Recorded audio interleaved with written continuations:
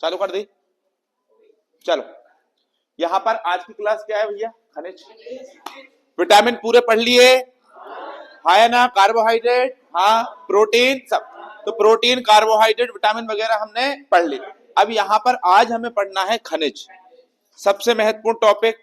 खनिज करते क्या है हमारी बॉडी में? पहले ये देखिए, हमारे शरीर में खनिज डायरेक्ट ब्लड में मिलते हैं जाके, इनका डाइजेशन, पाचन नहीं होता।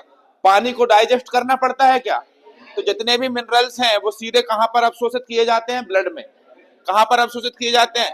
ब्लड में अवशोषित किए जाते हैं। अब यहां पर मेरी बात सुनो, calcium, magnesium, potassium, sodium, phosphorus, इनकी मात्रा हमें ज्यादा, इनकी हमें ज्यादा आवश्यकता पड़ती है, इसलिए इन्हें मैक्रो खनिज बोलते हैं। इनकी आवश्यकता हमें ज्यादा पड़ती है। ये माइक्रो या सूक्ष्म खनिज बोलते हैं, इनकी आवश्यकता हमें कम पड़ती है। ठीक है, तो यहां पर एक बात सुनिए जरा ध्यान से कि क्या भैया हमें खनिज से एनर्जी मिलती है? तो हमें खनिज से एनर्जी नहीं मिलती है। एनर्जी का मतलब क्या होता है? ऊर्जा। ऊर्जा की इकाई क्या होती है? कैलोरी या जूल। तो क्या कैलोरी या जूल हमें मिलती है क्या खनिज से? नहीं। क्या हमें विटामिन से एनर्जी मिलती है? नहीं। क्या हमें वसा से एनर्जी मिलती है? हाँ। क्या हमें कार्बोहाइड्रेट से एनर्जी मिलती है? हाँ। क्या हमें प्रोटीन से एनर्जी मिलती है? हाँ। लेकिन हमें खनिज पदार्थों से एनर्जी नहीं मिलती है। लेकिन यहाँ पर मेरे दोस्त एक बात समझने का प्रयास कीजिए, ये कैल्शियम है, ये मैग्नीशियम है, ये पोटेशियम है, ये सोडियम है, ये फास्फोरस है।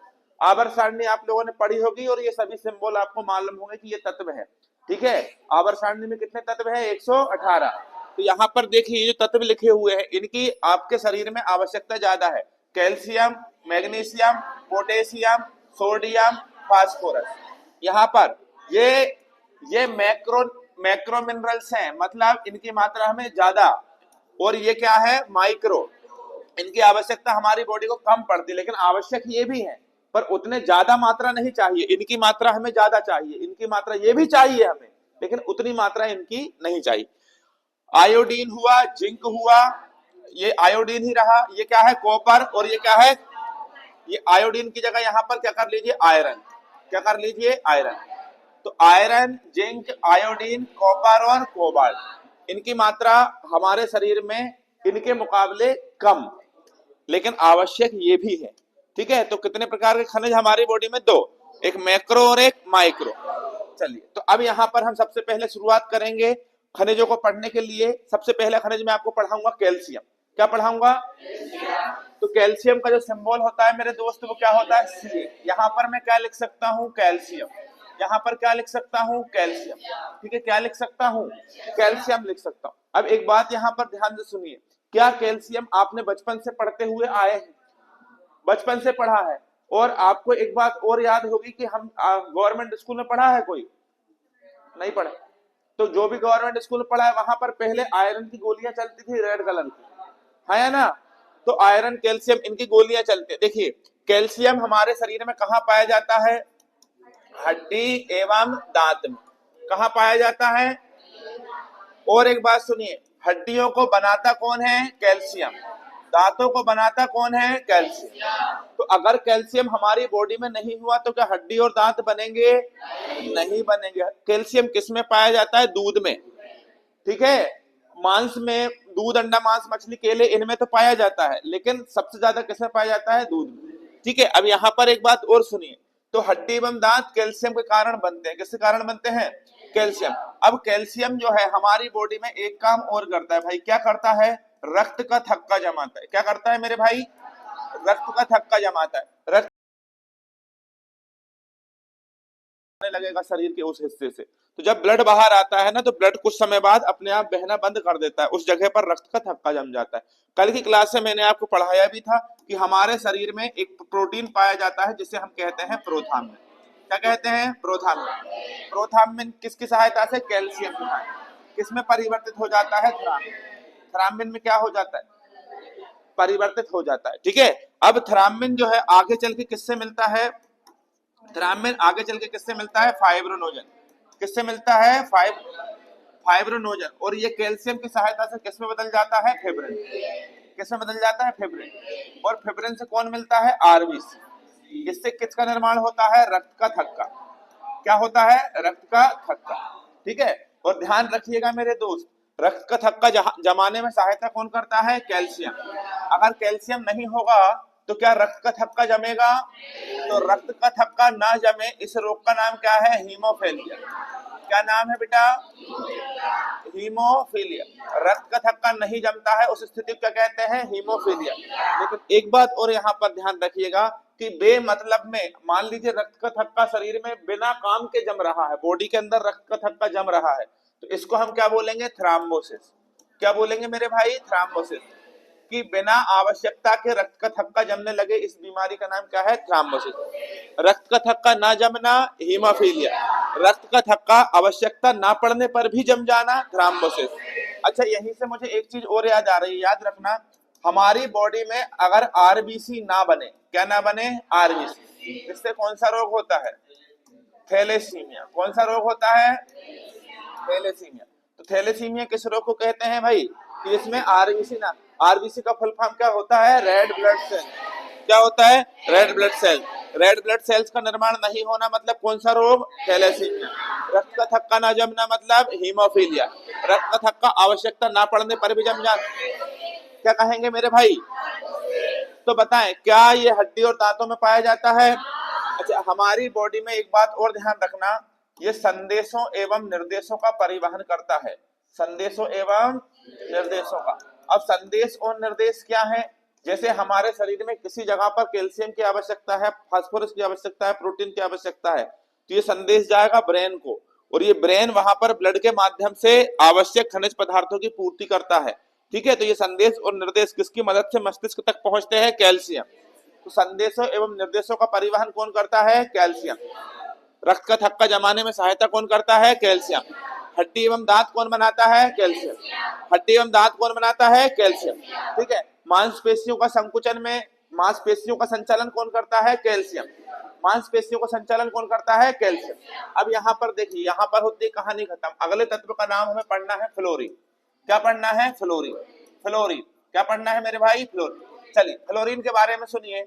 हमारे जो दांत है, मैंने पढ़ा चुका हूं पाचन तंत्र में, डेमो क्लास यूट्यूब पर डली हुई है पहली, तो मैंने वहां पर दांत पढ़ाए थे आप लोगों को। तो हमारे दांतों की जो सबसे ऊपरी लेयर होती है, इसे हम कहते हैं एनेमल।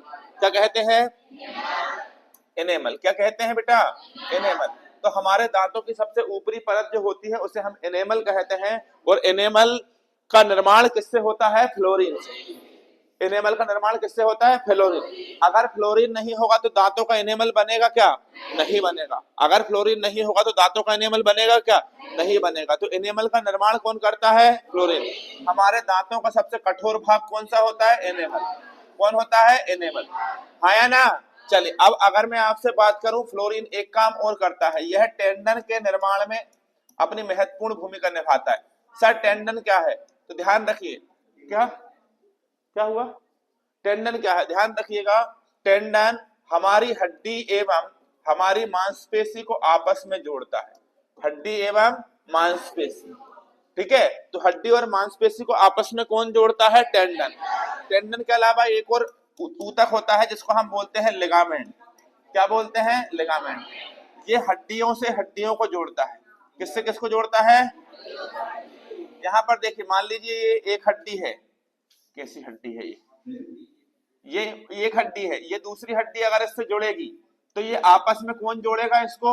लिगामेंट। कौन सा ऊतक है? लिगामेंट। लेकिन बेटा एक बात ध्यान रखना, अगर ये हड्डी है आपस में और इनके ऊपर मांसपेशियों का जाल है, कौन का जाल है? मांसपेशी। ठीक है, तो ये मांसपेशियों का जाल ही क्या कहलाता है? टेंडन। क्या कहलाता है? टेंडन। तो टेंडन का निर्माण कौन करता है? कौन करता है? फ्लोरीन। और हड्डियों से हड्डियों को कौन जोड़ता है? टेंडन। हड्डियों से मांसपेशी को लिगामेंट। हमारे दांतों की ऊपरी परत एनेमल का निर्माण कौन करता है? कौन करता है? हाँ कि नहीं? अब देखिए, अगर आपने फ्लोरीन की मात्रा ज्यादा ले ली, किसकी मात्रा? फ्लोरीन की मात्रा ज्यादा ले ली, तो आपको फ्लूरोसिस नाम की एक बीमारी हो जाएगी। कौन सी बीमारी? फ्लूरोसिस। फ्लूरोसिस में क्या होगा? आपके जो दांत हैं, इन दांतों की ऊपरी जो लेयर है एनेमल, इसमें ब्लैक कलर का डॉट आ जाएगा। कौन से रंग का? तो दांतों में काले रंग का धब्बा लग जाता है, किसके कारण? फ्लोरीन की मात्रा ज्यादा लेने के कारण। तो इस रोग को क्या कहते हैं? फ्लूरोसिस। आपको पता होगा कि हम कहीं बाहर पर जाते हैं ना रहने के लिए, तो हमको पानी सूट नहीं होता है, ऐसा कुछ लोग बोलते हैं, और कुछ लोगों के दांत आपने देखे होंगे प्राकृतिक रूप से, वो गुटखा भले नहीं खाए लेकिन भयंकर पीले दांत होते हैं उनके। तो जब उनसे पूछा जाता है कि भाई तुम गुटखा नहीं खाते तो इतने पीले दांत कैसे हो गए, तो बोलता है अरे यार मैं बाहर गया था, बाहर का पानी सूट नहीं हुआ, क्योंकि उस पानी में किसकी मात्रा ज्यादा थी, क्लोरीन। अब वहां के लोकल जो लोग रह रहे हैं उनके दांत खराब नहीं होते, क्योंकि उनको आदत पड़ चुकी है, वो बचपन से वो उनके माँ बाप वहीं का पानी पी रहे हैं, तो उनके जीन में है। लेकिन हम थोड़ी ना वहां का पानी पी रहे थे। जब पानी चेंज हो जाता है, ठीक है, हम कहीं और का पानी पीने लगते हैं तो हमारे दांतों में क्षरण आ जाता है, इसे हम क्या बोलते हैं, फ्लूरोसिस। क्या कहते हैं बेटा?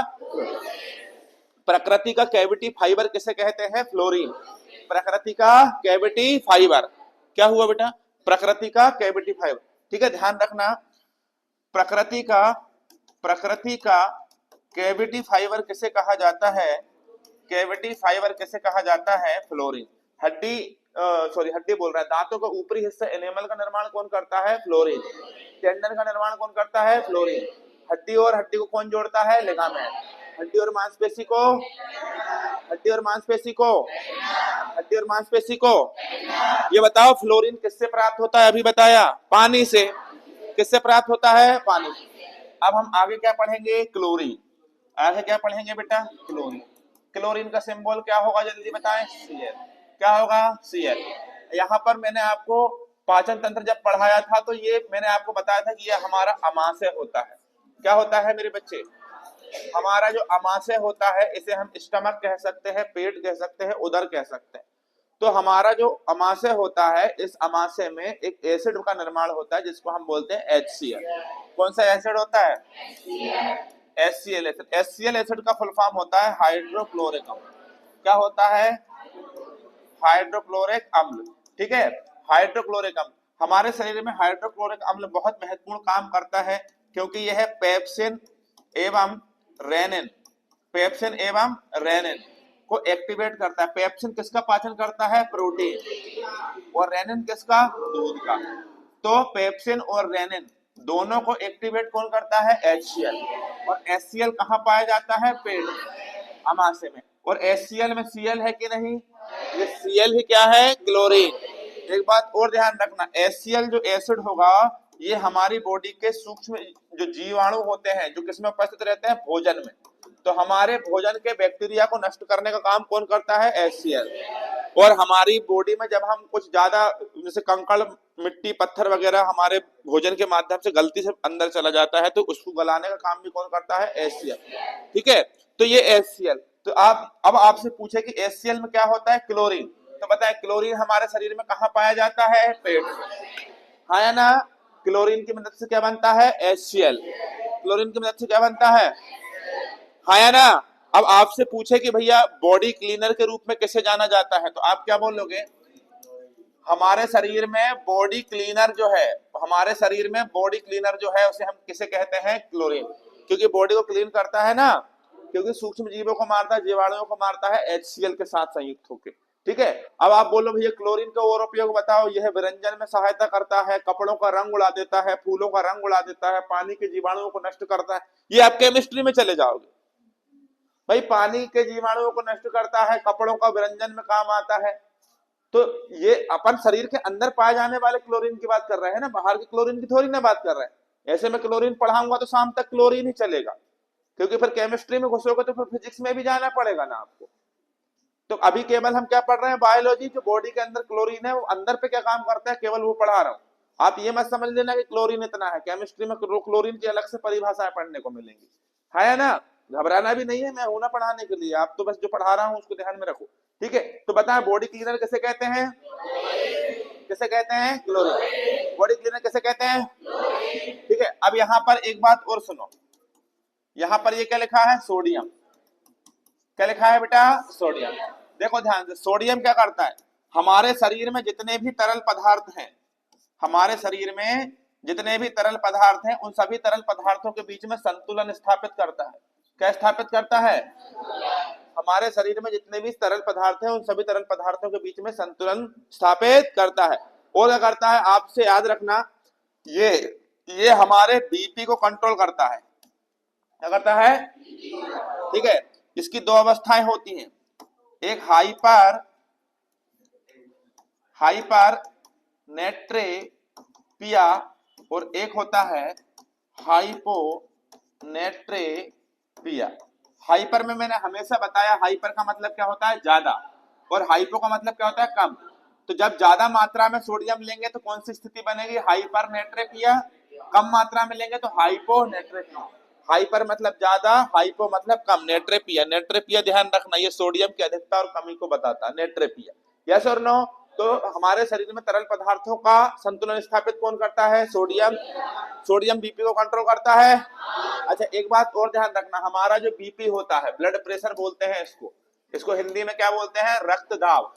क्या बोलते हैं, रक्तदाब। ये 120 से 80 mmHg के बीच में होता है, क्या, ब्लड प्रेशर। और ध्यान रखिएगा बीपी को कंट्रोल, बीपी को नापने वाली मशीन क्या है, स्फिग्नोमेनोमीटर। क्या बोलते हैं इसको, स्फिग्नोमेनोमीटर। क्या बोलते हैं। अच्छा जो डॉक्टर गले में टांग के घूमता है उसे क्या कहते हैं, स्टेथोस्कोप। ये स्टेथोस्कोप क्या काम करता है, हृदय की धड़कन, हृदय की धड़कन को सुनने में काम आता है ना। चलिए बहुत बढ़िया। तो बीपी के बारे में हमें समझ में आ गई। क्या सोडियम बीपी को कंट्रोल करता है, करता है भाई। एक बात और ध्यान से सुन लीजिए, सोडियम क्लोराइड, सोडियम अगर क्लोरीन के साथ मिल जाए तो इसे बोलते हैं साधारण नमक। क्या बोलते हैं, साधारण नमक। और हमारी बॉडी में जब हमें उल्टी दस्त लगते हैं तो उस दौरान हमारे शरीर में NaCl की कमी आती है, जिसे हम बोलते हैं डिहाइड्रेशन। इसमें इंसान की मौत भी हो सकती है। ये बात आपको समझ में आ गई कि नहीं आ गई भाई, अरे हाँ कि नहीं। चलो अब नेक्स्ट पढ़ने के लिए हम जा रहे हैं। अगला क्या है, आयोडीन। अगला क्या है मेरे भाई, आयोडीन। देखिए आयोडीन का सिंबल क्या होता है, आई।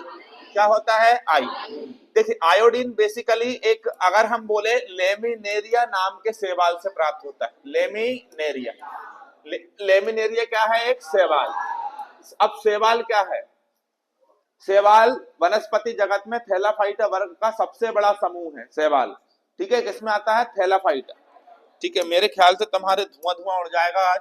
शैवाल किस वर्ग में आता है, थैलाफाइटा। थैलाफाइटा वर्ग क्या है, ये वनस्पति जगत का सबसे बड़ा समूह है।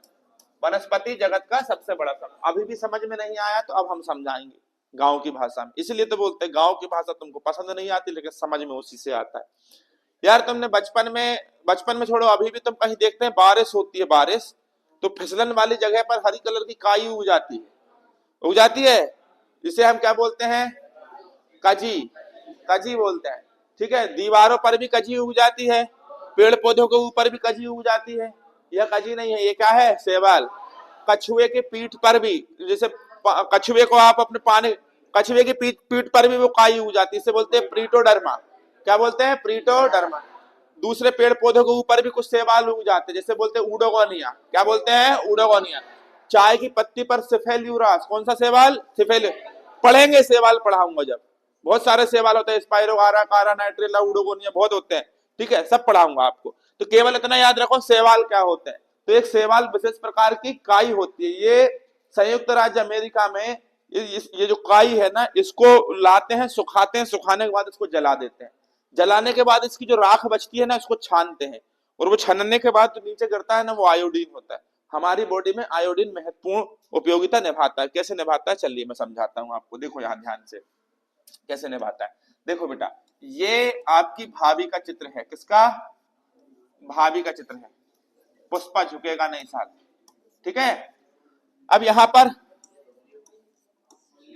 ठीक है, श्रीवल्ली। अब यहां ध्यान से देखो, ये जो गला होता है ना, इस गले में एक ग्रंथि पाई जाती है, एक ग्लैंड पाई जाती है, जिसको हम बोलते हैं, अरे बातें नहीं करो, ठीक है। यहां पर कौन सी ग्रंथि पाई जाती है, थायराइड ग्रंथि। कौन सी ग्रंथि, थायराइड। थायराइड ग्रंथि का आकार कैसा होता है, पूछे तो बताना। किसके जैसा, तितली, या अंग्रेजी का अक्षर H। तो H के जैसा आकार होता है कौन सी ग्रंथि का, थायराइड, थायराइड ग्रंथि। अब यहाँ पर जो थायराइड ग्रंथि होती है ना, इससे एक हार्मोन निकलता है जिसको हम बोलते हैं थायरॉक्सिन हार्मोन। कौन सा हार्मोन, कौन सा हार्मोन होता है भाई, थायरॉक्सिन हार्मोन। थायरॉक्सिन हार्मोन अगर नहीं निकलेगा तो ये थायराइड ग्रंथि में सूजन आ जाएगी, घर्षण होगा, फलस्वरूप ये ग्रंथि यहाँ पर सूज जाएगी। सूजने के कारण इसका आकार बड़ा होगा और गले में से ये ग्रंथि सूजन के कारण बाहर की तरफ लटक जाएगी, ये किसी किसी के पीछे की तरफ निकल जाती है। इसे हम क्या बोलते हैं? घेंगा रोग। क्या बोलते हैं? घेंगा रोग। घेंगा को हम गलगंड भी बोलते हैं। क्या बोलते हैं? घेंगा रोग, गलगंड रोग या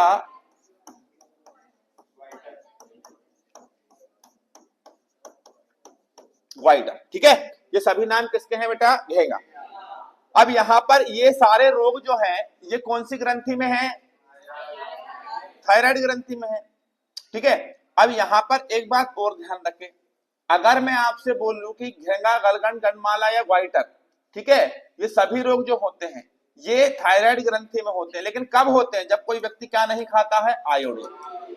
क्या नहीं खाता है? आयोडीन। आयोडीन जो है हमें समुद्र से प्राप्त होता है। कहां से प्राप्त होता है? तो अब तुम समुद्र तो जाओगे नहीं, तो जो नमक आता है ना, सोडियम क्लोराइड, आपके घर में जो साधारण नमक आता है उसी में ये मिला हुआ आता है आयोडीन। ठीक है, लेकिन ये तो पूरा मिला हुआ नहीं आता, 0.02 ग्राम, 5 ग्राम, मतलब ना के बराबर मिला आता है। बहुत ज्यादा नहीं खाना चाहिए, इसको खराब होता है। अगर ज्यादा मात्रा में खा लोगे तो ये क्या कर देगा? ये आपके बीपी को, ब्लड प्रेशर को क्या कर देगा? बढ़ा देगा। बीपी को क्या कर देगा? हाई कर देगा। इसलिए बोलते हैं ना कि भाई जिसको बीपी की बीमारी होती है वो नमक कम खाए थोड़ा सा। ठीक है, तो व्हाइट सॉल्ट जो लोग खाते हैं, सफेद नमक, सफेद नमक से अच्छा एक नमक होता है जिसे हम बोलते हैं काला नमक। कौन सा नमक? का। अगर आपसे पूछे धीमा जहर किसे कहते हैं, तो सफेद नमक। कौन सा नमक? सफेद। काले नमक में हजारों औषधीय गुण होते हैं, ये आपके पाचन तंत्र को बहुत अच्छा रखता है काला नमक। इसमें भी आयोडीन होता है, ये शरीर को किसी प्रकार से नुकसान नहीं पहुंचाता, डाइजेशन प्रॉपर होता है, गैस नहीं बनने देता, सर दर्द की बीमारी से कभी नहीं आती है, किसी प्रकार का साइड इफेक्ट नहीं रहता। कम मात्रा में खाओ, मतलब तो तुम अब वही खा रहे हो तो नुकसान तो हर चीज का होता है ना। तो काला नमक है। ये सफेद नमक जो है ना, ये स्लो पॉइजन या धीमा जहर कह सकते हैं। ये बॉडी को आगे जाके 60 साल के बाद एक गिलास उठाने के लिए भी अगर करोगे ना तो ये हाथों की उंगलियों में दर्द होता है, तो ये इसको तो खाना ही नहीं चाहिए भाई। लेकिन मैं ही आपको ज्ञान दे रहा हूँ, खाता मैं ही सबसे ज्यादा, क्या कर सकते हैं, आदत पड़ गई है ना, आदत से मजबूर। ठीक है, तो समझ गए। आयोडीन, आयोडीन कौन से शैवाल से प्राप्त होता है? आयोडीन कमी से कौन सा रोग होता है? घेंगा रोग। कौन सा हार्मोन निकलता है? थायरॉक्सिन। थायरॉक्सिन हार्मोन कौन सी ग्रंथि से? थायराइड। थायराइड ग्रंथि कहाँ होती है? गले में। इसका आकार कैसा होता है? ये क्या था भाई आपका? अब आगे पढ़ेंगे आयरन। क्या पढ़ेंगे? आयरन का सिंबल क्या होता है? ठीक है, ठीक है। ये मत सोचना कि हम पढ़े या ना पढ़े, मास्टर साहब को कोई दिक्कत नहीं। कल जो पढ़ाया था वो आज पूछूंगा, और आज जो पढ़ा रहा हूँ कल पूछूंगा, पंखे से लटका दूंगा नहीं बना तो। बिल्कुल ध्यान से समझना इसको। आयरन, आयरन को हम क्या बोलते हैं? आयरन को हम क्या बोलते हैं? है ना, बिना नोट्स बंद कर ले बेटा, नोट्स बंद कर ले, उसको बंद कर ले, हाँ बैग में रख ले बेटा अच्छे से उसको। अगर इतनी पढ़ने वाली होती ना तो अब तक आईएएस ऑफिसर बन जाती। अच्छी अच्छी पुस्तकें आती, घर पे पढ़ लिया करो नोट्स अगर पढ़ना है। क्लास में बैठे मतलब किताब कॉपी सब, सीधा कंसंट्रेशन कहां पर? क्लास। किताब कॉपी घर में देखा करो, हाँ कि नहीं बिन्ना? चल आयरन, अब हमारी बात होता है, हमारा जो ब्लड होता है, हर चीज को बढ़िया तरीके से समझाने की कोशिश कर रहा हूं मैं। हमारा जो रक्त होता है, इस रक्त के कितने भाग होते हैं? 2। कितने भाग होते हैं बेटा? 2। एक होता है प्लाज्मा और एक क्या होता है? रक्त कोशिका। एक क्या होता है? रक्त कोशिका। तो मेरे बच्चे जो प्लाज्मा होता है ना, इसमें 90% केवल क्या होता है? पानी। क्या होता है? पानी। 7% क्या होता है? प्रोटीन, और 3% खनिज पदार्थ होते हैं। लेकिन जो रक्त कोशिकाएं होती है ना, इसके 3 भाग होते हैं। कितने भाग होते हैं? 3। एक आरबीसी, एक डब्ल्यूबीसी और एक प्लेटलेट्स। एक क्या होता है? प्लेटलेट्स। तो जो आरबीसी होती है ना, इनका फुल फॉर्म होता है रेड ब्लड सेल्स। क्या होता है? Red blood sales. क्या हुआ? Red blood sales. तो बंद कर दो ना उसको, मत करो, वो कैमरा हिल जाएगा। देखो red blood sales, red blood sales, इसको यहां पर ये ध्यान से समझ लेना। रेड ब्लड सेल्स, ये रेड ब्लड सेल्स जो होती है ना बेटा, इसमें होता है हीमोग्लोबिन। क्या होता है मेरे बच्चे? रेड ब्लड सेल्स में क्या होता है? हीमोग्लोबिन। हीमोग्लोबिन मतलब Hb। हीमोग्लोबिन जो होता है ना, ये दो चीजों से मिलकर बनता है। किस किस से? हीम और ग्लोबिन। हीम और ग्लोबिन। हीम जो है ना, इसे कौन बनाता है? आयरन। ग्लोबिन किसे बनाता है? प्रोटीन। ग्लोबिन एक प्रकार का क्या होता है? प्रोटीन। आप बताएं हमारी बॉडी में आयरन से क्या बना? हीम से क्या बना? हीमोग्लोबिन किसके अंदर आया? रेड ब्लड सेल्स किसके अंदर? रक्त कोशिकाएं किसके अंदर? तो अगर मैं कह सकता हूं कि भाई अगर मैं आयरन नहीं खाऊंगा तो हीम बनेगा, हीम नहीं बनेगा तो हीमोग्लोबिन बनेगा, हीमोग्लोबिन नहीं बनेगा तो आरबीसी बनेगी, आरबीसी नहीं बनेगी तो रक्त कोशिका बनेगी, ये नहीं बनेगा तो रक्त बनेगा। तो सीधी सी बात, आयरन नहीं खाऊंगा तो क्या नहीं बनेगा, और आयरन खाऊंगा तो क्या बनेगा? तो हमारे शरीर में रक्त की मात्रा को बढ़ाने का काम कौन करता है? सबसे ज्यादा आयरन किसमें पाया जाता है? पालक। किसमें पाया जाता है? पालक। यार देखो, अब आप लोग हर चीज का स्रोत थोड़ी बताऊंगा। पालक बता दिया, अब पालक के बाद हरी सब्जी, मेथी, पालक, पत्ता गोभी, गोभी, हरी मिर्ची, दूध, अंडा, मांस, मछली, टीसी, बथुआ की भाजी, चना की भाजी, और ले आओ बेटा दूबा, घास, सब ले आओ, खाओ। नहीं मतलब मैं यही पढ़ाऊं 4 साल तक, तुम्हारा मतलब मैं आगे नहीं जाऊं, आयरन ही पढ़ाऊं, इसी को पढ़ाना है क्या? अभी डूब जाओगे इसमें, ठीक है। खून की कमी किससे होती है? आयरन। आयरन से नहीं, आयरन के नहीं खाने से खून की कमी होती है, ठीक है। आयरन सबसे ज्यादा किसमें पाया जाता है? पालक। तो जो लोग ज्यादा कमजोर हैं, अब आपने मतलब जैसे क्या हुआ, सुनो, जैसे अगर मैं आपसे बोलूं कि कुछ लोग ऐसे होते हैं जिनको खड़े होने पर चक्कर आते हैं, आपके सामने एकदम अंधेरा छा जाता है, छा जाता है, तो हाँ होता है। अब मैं क्या ही बोलूं लड़कों से, तो लड़कों की तो खुद की कमी होती है, लड़के होकर अगर तुम्हारी आंख के सामने अंधेरा आ रहा है मतलब,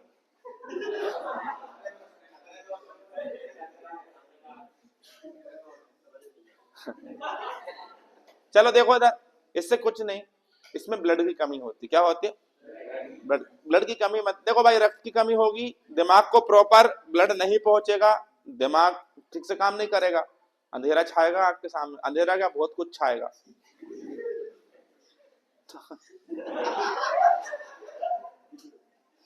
चक्कर भी आ सकते हैं, मेरा मतलब ये। तो ऐसी स्थिति में आप ज्यादा से ज्यादा हरी सब्जी खाओ। अब मनोज गया और मनोज ने उठा के पालक खाई, पालक खाई, 3 दिन तक खूब पालक खाई, लेकिन फिर भी चक्कर आ रहा है भाई। भाई 3 दिन में कुछ नहीं होता, 3 दिन में कई महीने खाना पड़ता है, 6 महीने एटलीस्ट कम से कम। अच्छा ब्लड आपके शरीर में अच्छा खींच के रक्त रहेगा ना आपके शरीर में ब्लड, आप कितने दुबले पतले हो, 100 लोगों में अलग ही चमक झलकेगी आपकी। इसके शरीर में रक्त अच्छा होता है ना बिल्कुल, तो वो अलग ही झलकता है, उसकी स्किन बिल्कुल टाइट रहती है। जिसकी स्किन ऐसी लटक जाती है जैसे ढिलपा जैसी, मतलब उसके शरीर में काय की कमी है? रक्त की। अब आप सोचो कि आयरन खाएंगे, पालक खाएंगे तो बहुत मोटे हो जाएंगे, तो ये तो गलत है भाई। मोटे होने के लिए आपको प्रोटीन खाना पड़ेगा ना। मोटा होंगे कब होंगे? जब कोशिकाओं में वृद्धि होगी। तो कोशिका किससे बनती है? प्रोटीन से। तो मोटे होने के लिए प्रोटीन, लेकिन रक्त की मात्रा बढ़ाने के लिए आयरन। तो मैं तो कहता हूं सब खाओ जो सामने आए। हाँ, लपक के क्या होता है, ठीक है। आयरन समझ गए। अब देखिए यहां पर अब पढ़ेंगे पोटेशियम। पोटेशियम, पोटेशियम का सिंबल क्या होता है? के। ध्यान रखना, पोटेशियम पेशी के संकुचन में सहायक होता है। काय के संकुचन में? पेशी। हमारे शरीर में जो पेशी हैं इनके संकुचन में सहायक होता है। हृदय के संकुचन में सहायक होता है। हृदय मतलब हार्ट बीट, हृदय के संकुचन। यार सर समझ में नहीं आ रहा, मजा नहीं आ रहा, चलो छोड़ो, इसको भी छोड़ो, इसको भी छोड़ो। मैं आपको एक बात बता रहा हूं, ये बीपी को कंट्रोल करता है। किसको कंट्रोल करता है? सर ये भी समझ, ये कैसे है? ये तीनों ही चीजें एक चीज से जुड़ी हुई है। कॉन्सेप्ट इसका ये है, देखो कि सोडियम जो हम खाते हैं ना, अभी पढ़ा है ना सोडियम, ये सोडियम बीपी को बढ़ाता है, कम करता है, अभी पढ़ाया। तो सोडियम के प्रभाव को बढ़ने और घटने से रोकता है। सोडियम का प्रभाव बढ़ा, बीपी हाई होगा, हार्ट अटैक आएगा, तो ये बीपी को बढ़ने नहीं देगा, इसके प्रभाव को रोक देगा। सोडियम की कमी हुई तो उसको पूर्ति कर देगा पोटेशियम। यस और नो? तो यहां से हम समझ सकते हैं कि भाई पोटेशियम क्या काम करता है, बीपी को कंट्रोल करता है, सोडियम के प्रभाव को बढ़ने नहीं देता, हृदय के संकुचित में मदद करता है, पेशी के संकुचन में क्या करता है? अरे हाँ कि नहीं? अब मेरी बात सुनो, ये और क्या करेगा, एक बात और सुनो ध्यान से। हमारी जो कोशिकाएं होती हैं, तो कोशिकाओं में अगर कोई अपशिष्ट पदार्थ प्रवेश करेगा तो ये अंदर से उस अपशिष्ट पदार्थ को पहचान लेगा और उसका क्या करेगा? विरोध। और अगर गलती से ये अपशिष्ट पदार्थ अंदर आ भी जाता है तो हमारी कोशिका में उपस्थित लाइसोसोम इस अपशिष्ट पदार्थ को मार देंगे, तो लाइसोसोम तक ये संदेश पहुंचाता है कि ये अपशिष्ट पदार्थ है जो अंदर आ रहा है। तो कोशिकाओं में आने वाले अपशिष्ट पदार्थों को पहचान कर उन्हें कोशिका से दूर रखने में सहायता कौन करता है? अरे कौन करता है? क्लियर हुआ? पोटेशियम। तो बताएं सबसे महत्वपूर्ण काम क्या है इसको? बीपी को कंट्रोल रखना। अब अगला आपको पढ़ना है जिंक। क्या पढ़ना है? जिंक। जिंक का सिंबल क्या होता है? जेड। तीन चीजें याद रखो, आंसू, लार और इंसुलिन। कितने नाम याद रखो? तीन। हमारे शरीर में लार, क्या बोल रहा हूं मैं? हमारे शरीर में लार, हमारे लार बोल रहा हूं। हमारे शरीर में आंसू कौन सी ग्रंथि से बनते हैं? लेक्रिमल ग्रंथि। ये पढ़ा चुका हूं। और जो आंसू होते हैं ना, जो लेक्रिमल ग्रंथि से बनते हैं, और आंसू में, आंसू बनाने में सबसे महत्वपूर्ण भूमिका किसकी? लार। लार ग्रंथि में सबसे ज्यादा काम करने के लिए सहायक अगर कोई होता है तो क्या होता है? जिंक या जस्ता। क्या बोलेंगे? इंसुलिन। ये पता है इसकी कमी से कौन सा रोग होता है? इसकी कमी से मधुमेह। ये सब पढ़ा चुका हूं पिछली क्लासेस में, यूट्यूब पर डली हुई है, नहीं है तो देख लेना, बार बार थोड़ी पढ़ाऊंगा एक ही चीज को। तो इंसुलिन बनाने में भी सहायता कौन करता है? जिंक। ये क्वेश्चन बहुत आईएमपी है मेरे भाई, बहुत आईएमपी है रे बाबा। कौन सा? अगर इंसुलिन नहीं होगा तो मधुमेह होगा। अगर मैं आपसे बोलूं अगर आपकी बॉडी में जिंक की कमी आ जाए तो उससे भी कौन सा रोग होगा? मधुमेह। क्योंकि जिंक नहीं तो इंसुलिन नहीं, और इंसुलिन नहीं तो मधुमेह। है ना? समझ में आ रहा है कि नहीं आ रहा है? नहीं आ रहा? ज्यादा हो गया क्या?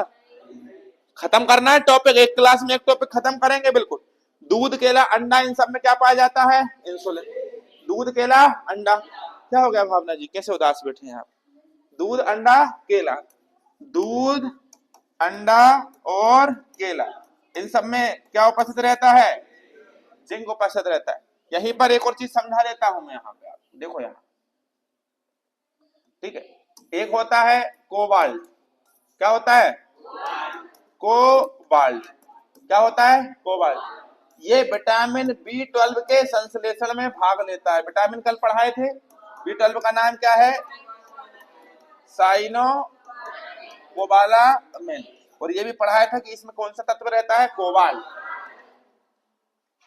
समझ में आ रहा है कि नहीं आ रहा है? विटामिन B12 में क्या होता है? क्या होता है? कोबाल्ट। विटामिन B12 किसके संश्लेषण में सहायक है? कोबाल्ट। किसके संश्लेषण में? अब यहां पर एक बात और देखो भाई, एक होता है आपकी बॉडी में कॉपर, जिसे हम क्या बोलते हैं? तांबा। क्या बोलते हैं? तांबा हमारे शरीर में आरबीसी के निर्माण में मदद करता है, डब्ल्यूबीसी के निर्माण में मदद करता है, और हमारे न्यूरॉन्स को एक्टिव रखता है। दिमाग तेज होता है तांबा से। लेकिन इसका मतलब तांबा अगर आप ज्यादा मात्रा में ले लोगे ना मेरे भाई, किस में पाया जाएगा? वही दूध, अंडा, मांस, मछली, हरी सब्जी, फल फ्रूट। ठीक है। अगर इसे ज्यादा मात्रा में खाएंगे तो आपको कौन सा रोग हो जाएगा? विल्सन। तो हमारे शरीर में सबसे कम मात्रा में कौन पाया जाता है? इसकी अधिकता से क्या होता है? तांबे की अधिकता से क्या होता है? तांबे की अधिकता से क्या होता है? अब यहां पर एक चीज और याद रखो, यहां पर मत याद रखो, यहां पर याद रखो। देखो, ठीक है, यहां पर देखो, यहां पर देखो, एक चीज और बताऊंगा मैं आपको। इस चीज का नाम क्या है? चीज। क्या है? चीज है। सुनो, इसका नाम है बेटा फास्फोरस। क्या है? फास्फोरस का काम करता है पहला, ये हमारे शरीर में अम्ल एवं क्षार के बीच में नियंत्रण स्थापित करता है। मतलब अम्लीय हो जाएगा तो क्षारीयता को बढ़ा के मतलब कंट्रोल में रखता है। अब अम्ल और क्षार क्या होता है? एक वैज्ञानिक थे जिनका नाम था सोरेनसन। क्या नाम था? सोरेनसन ने एक पैमाना या स्केल बनाया, 1 2 3 4 5 6 7 8 9 10 11 12 13 14। ये सोरेनसन नाम के वैज्ञानिक ने बताया कि 1 से लेके कहां तक? 7 तक क्या होता है? अम्ल। क्या होता है? अम्ल। लेकिन 7 पर उदासीन होता है। 7 से कम पर अम्ल, 7 पर उदासीन, 7 से ज्यादा क्षारीय होता है। 6.4 क्या है? अम्ल। 7 से कम है तो अम्ल। पानी उदासीन 7 पे होता है। पानी उदासीन किसे? उदासीन किसे कहते हैं? देखो, जो ना तो जिनका स्वाद होता है ना तो जिनका रंग होता है। जैसे पानी स्वाद है, रंग है, गंध है, नहीं है, तो ये उदासीन। अगर मैं आपसे बोलूंगा इमली खट्टा तो मतलब अम्ल है, तो मतलब इनका पीएच वैल्यू 7 से कम। अगर मैं आपसे बोलूंगा कोई भी चीज खा लो, आप कड़वी चीज खाओगे, कुछ भी कोई कड़ी चीज खाओगे, करेला खा लो आप, क्या है उसमें? क्षार है। क्या है?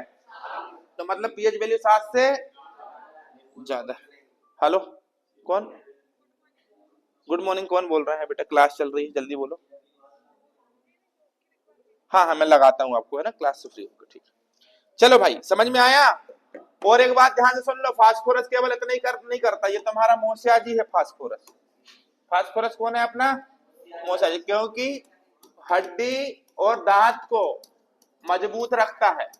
हड्डी और दांत को बनाता कौन है? कैल्शियम। मजबूत कौन करता है? फास्फोरस ज्वलनशील है। माचिस जो आप जलाते हो ना, तो फास्फोरस होता है। क्या होता है? ये हमारे शरीर में भी है, ये हमारे शरीर में भी फास्फोरस होता है ना। आपको एक बात पता होगी कि जैसे कुछ साधु संत हैं, इनको जब जलाने के लिए लेकर जाते हैं तो इनकी चिता बड़ी मुश्किल से जलती है, उसमें घी तेल सब डालना पड़ता है, फिर भी जलती नहीं है। लेकिन तो ऐसे हिंदू समाज में क्या बोलते हैं? जिनकी चिता में आग अच्छे से नहीं जल रही, तो हिंदू समाज में बोलते हैं अरे पापी है रे, ये बहुत बड़ा, कोई साधु वाधु नहीं है, ये पापी है। क्या है ये? पापी। तो पापी नहीं है, बेचारे शरीर में फास्फोरस क्या था? कम था, जल नहीं पाया, है ना। वही एक मेरे जैसे हट्टे कट्टे आदमी को ले जाओ मरने के बाद और उसको जलाओगे तो भयंकर पापी होगा, भयंकर पापी दुराचारी, लेकिन वो तो भर भर के जलेगा, फास्फोरस बहुत है उसके शरीर। धर्मात्मा था रे बेचारा, हम इसको गलत समझते रहे। देखो इसकी चिता कितने, अरे फास्फोरस ज्यादा था उसमें। क्या ज्यादा था? समझ गए? तो ये फास्फोरस क्या है बेटा? अम्ल एवं क्षार की मात्रा को क्या करता है? अम्ल एवं क्षार की मात्रा को नियंत्रित करता है। ठीक है, अब यहां पर एक बात और सुनिए ध्यान से, हड्डी और दांत बनाता कौन है? कौन? लेकिन मजबूत कौन करता है? हमारे दांतों में भी होता है। तो फास्फोरस मिलता किससे है? दूध से। किससे मिलता है? कैल्शियम और फास्फोरस दोनों किससे मिलते हैं? एक। अब हम पढ़ेंगे माइक्रो न्यूट्रिएंट्स, मतलब बहुत ज्यादा। माइक्रो न्यूट्रिएंट्स मतलब मैंने तुमको मैक्रो और माइक्रो पढ़ा दिए हैं, माइक्रो बोल रहा है, माइक्रो पढ़ा दिए, लेकिन माइक्रो न्यूट्रिएंट्स मतलब ना के मतलब बहुत कम ऐसे कुछ तत्व होते हैं, जैसे पानी। हालांकि पानी हमारे शरीर में सबसे ज्यादा अहम भूमिका निभाता है, लेकिन अब मैं आपको अलग चीजें पढ़ाने वाला हूं। दो चीजें हैं, एक फाइबर और एक पानी। यहां देखिए, फाइबर और एक क्या है? पानी। तो पहले पानी के बारे में सुन लो मेरे भाई। पानी से आपको ऊर्जा मिलती है क्या? पानी पीने से नहीं मिलती। पानी पीने से आपको ऊर्जा नहीं मिलती। तो अब बहुत तेज प्यास लगी है और पानी मिल जाए, अरे मजा आ जाए, फिर और ताकत के साथ काम करते। तो ऐसा थोड़ी ना है कि पानी आपको ऊर्जा देता है, पानी आपको ऊर्जा नहीं देता। पानी पीने से आपके शरीर में पाचन की प्रक्रिया तेज हो जाती है, मेटाबॉलिज्म प्रोसेस में इजाफा होता है, जिसके कारण क्या होता है? आपके शरीर में ग्लूकोज की मात्रा बढ़ने लगती है उस पाचन से। ठीक है, और आपको एनर्जी मिलती है। पानी आपको एनर्जी नहीं देता। पुरुष में 60% लगभग और महिला में 55% लगभग क्या होता है, पानी। और पानी हमारे शरीर के लिए बहुत लाभदायक है। ठीक है, आगे चल के मैं जब कोशिका पढ़ाऊंगा तो पानी के विषय में सब कुछ पढ़ाऊंगा, फिलहाल केवल इतना ध्यान रखो। हमारे शरीर में फाइबर क्या काम करता है वो देखिए। हमारे सबके शरीर में छोटी छोटी आंत और बड़ी आंत है, हाँ या ना? अच्छा, कोई ऐसा है जिसके शरीर में छोटी आंत बड़ी आंत नहीं है?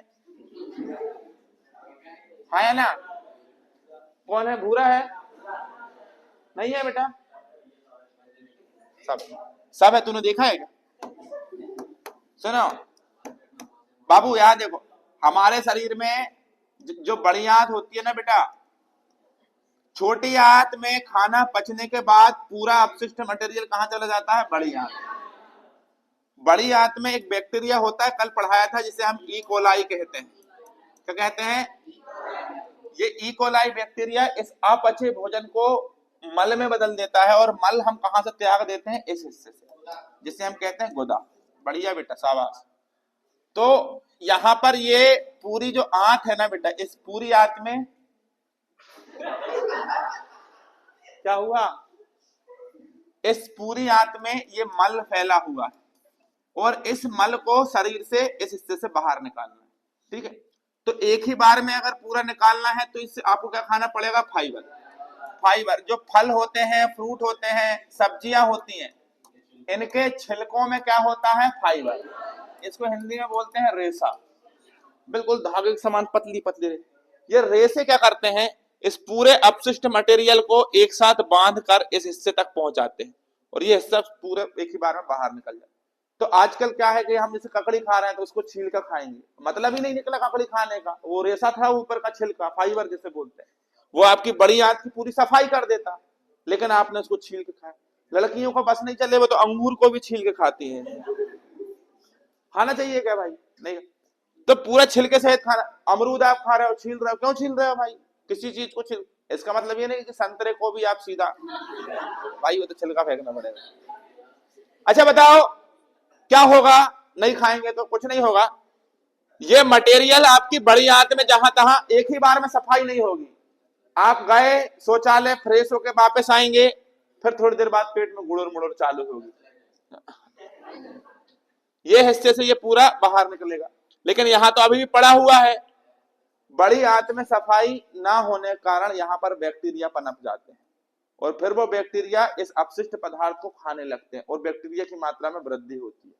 फलस्वरूप वो बैक्टीरिया आपकी बड़ी आंत को भी नुकसान पहुंचा देते हैं, जिससे एक बीमारी होती है जिसे हम कहते हैं बवासीर। क्या कहते हैं? तो इस सब से बचने के लिए फाइबर। बवासीर बहुत जटिल बीमारी है भाई, ठीक है, इसका इलाज कहीं लगता है कहीं नहीं लगता। बवासीर अगर बिगड़ जाए, इसे कहते हैं भगंदर। क्या कहते हैं? भगंदर। ये गुदा द्वार जो होता है जहां से मल को बाहर निकालते हैं, इसके बगल में एक और छेद हो जाता है। खतरनाक बीमारी होती है भाई, इसका फिर ऑपरेशन होता है। ऑपरेशन सक्सेस होता है तो ठीक, नहीं होता है कई बार। फिर डॉक्टर इस हिस्से से नली डालते हैं, पाइप डालते हैं, और वो पाइप फिर जिंदगी भर ऐसे लटकता रहता है व्यक्ति के शरीर में, उसी में अपने आप वो मल गिरता रहता है। ठीक है, वो खतरनाक बीमारी है भाई ये। इसके लिए आपको क्या खाना चाहिए? फाइबर खाना चाहिए। देखो कितना गहराई से, और गहराई में जाऊंगा तो आप लोग पर भग जाओगे यहाँ। ठीक है, यहाँ पर खत्म होते हैं खनिज पदार्थ। जब तक के लिए जय हिंद। मिलेंगे कब? कल। Thank you so much, take care.